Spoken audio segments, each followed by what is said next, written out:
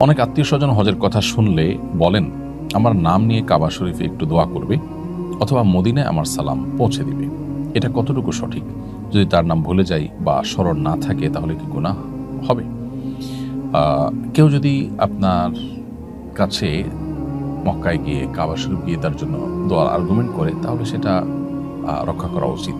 তার জন্য আল্লাহর কাছে দোয়া করা উচিত তিনি যদি কোনো দোয়া চেয়ে থাকেন।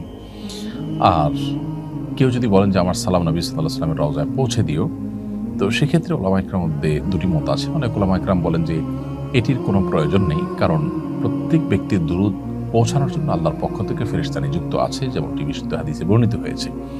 অতএব যেখানে আমরা পৃথিবীর যে কোনো প্রান্তে দুরূদ পড়লে, সালাম পেশ করলে সাথে সাথে আল্লাহ তাআলার স্বয়ংক্রিয় সিস্টেমে সেটা নোট হয়ে যায় ফেরেশতার কাছে এবং ফেরেশতা সেটা নবী সাল্লাল্লাহু আলাইহি ওয়াসাল্লামের কাছে পেশ করেন, একেবারে নাম উল্লেখ করে যে হে আল্লাহর রাসূল, আপনার প্রতি অমুক জায়গা থেকে অমুকের ছিল, অমুক সালাম পেশ করেছেন, দুরূদ পেশ করেছেন। তাহলে সেখানে মানুষকে দিয়ে আবার সালাম পাঠানোর কোনো প্রয়োজন নেই।